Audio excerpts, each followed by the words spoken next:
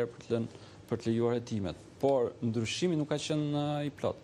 Tani, nuk do hetim më fallë se çfarë vendimi do të marrë gjykata kushtetuese, sepse asnjëri nga ne nuk e di, ndonse të gjithë kemi hamencimet tona duke parë se çfarë ndodh, por një nga opsionet e mundshme është se gjykata kushtetuese gjithmonë me këto taktikat e ndryshme për të marrë kohë apo për t'i dhënë kohë dikujt mund të kërkojë një opinion nga Komisioni i Venecias.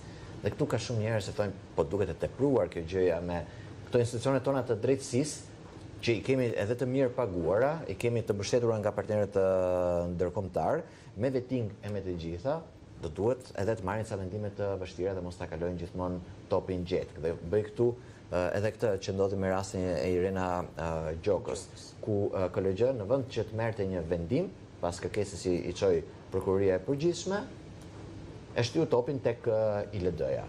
Unë mendoj që tashmë pavarësisht se cilit do të jenë qëndrimet, sepse gjykata kushtetuese në fakt edhe nëse përdor të mekanizmin e Venecës, mekanizmi i Venecës është shurtues, është këshillues, nuk është vendimarrës. Pra, do të japi përsëri një këshill dhe këta përsëri do ta këshillojnë dhe kjo është thjesht për të fituar kohë. Venecës, kështu lajn duart pastaj. Dhe çështja është që unë mendoj që tashmë pavarësisht se si do të sillet gjykata kushtetuese, mendoj që kemi ardhur në një pikë kritike ku do të përplasen pushtetet.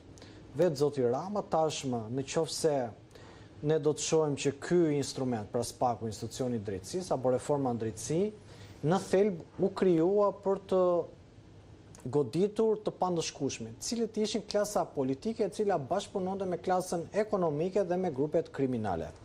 Në këtë moment ka ardhur pika kryesore ku ose SPAK do të thyet ose SPAK do të thyej këtë klasë politike.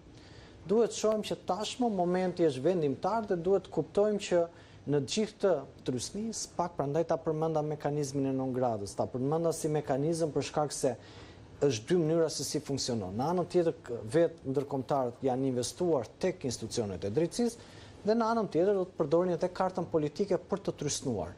Dhe në këtë moment ne e shohim shumë mirë që Partia Socialiste është në këtë pikë që është pra me 83 mandate, por pa një mbështetje të haptazi të Amerikanëve, pra do them 83 mandate pa një mbështetje amerikane, janë thjesht 83 kartona që nuk vlen asgjë. Kështu që në këtë kontekst, nuk e di të thuar unë e kuptoj sensin logjik të gjës, po 83 kartona që të ndryshojnë nga kodi rrugor deri te kodi penal, s'po i rendis të gjitha. Ka diçka, Kisingeri thoshte në diplomaci thoshte, nuk fiton ai që ka zë më të fortë, por ai që është më i besueshëm. Dhe çështja që ndron është sot kjo qeveri e besueshme si partnere në sytë Europës dhe të Shtetet Bashkuara të Amerikës në gjuhën diplomatike. Ne kemi parë shpeshherë që problemi kryesor, ata ka thënë korrupsioni minon demokracinë. Pa një ekonomi të qëndrueshme nuk e stabilitet. Ke një vit e ca që përfaqësues Departamentit Amerikan të Shtetit që janë shtylla drejtuese e shtetit kanë takuar përfaqësues të SPAK-ut. Në anën tjetër, për të hyrë në Bashkimin Evropian duhet plotësosh disa kritere dhe jo të vjedhësh fondet që ata dërgojnë. Në këtë kontekst, besueshmëria e qeverisë Rama nuk është më në ato norma që mund të ketë pasur në fillim. Unë kam përshtypjen se për këtë asnjë nuk kemi dyshim. Çështja është, a kanë Shtetet Bashkuara të Amerikës dhe Europës dikë tjetër më të besueshëm se sa kjo qeveria? Kjo është çështja tani po më tek këtë mot agjeja unë do të këtë do më ishte mbledh gjithë opozita. Se që nuk kanë besim te qeveria Rama, këtë jemi gjithë. Do e kisha tregtuar shumë shtrenjtë të zgjidhje. Do ishte bërë i pasur. Problemi mbetet se unë nuk e kuptoj se si del një propozim i tillë për në Komisionin e Veneciave. Në çështjet më të pashme, kërkesa për të kërkuar mendim është shtruar në seanca ose është bërë minimalisht publike nga gjyqëtorët. Po që ta bëj. Por më thuaj një çështje e cila ka dalë në mënyrë të papritur, po shkojmë tani. Pra seanca u krye pale të përballën dhe askush nuk e ngriti këtë pretendim.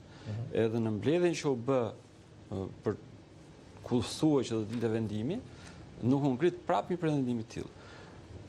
Dhe pjesa tjetër është ose gjykata kushtetuese do të vendosë prapë në të njëjtin sistem, atëherë do të ngrihen edhe dyshime mbi vetë gjykatën kushtetuese për vonesën çështje të mëdha që kanë ndikim jo vetëm politike, ky vendim nuk ka ndikim vetëm në mes qeverisë dhe opozitës. Ka ndikim në bazë të shoqërisë shqiptare, pra vetë shtyrja do lëkundi dhe balanci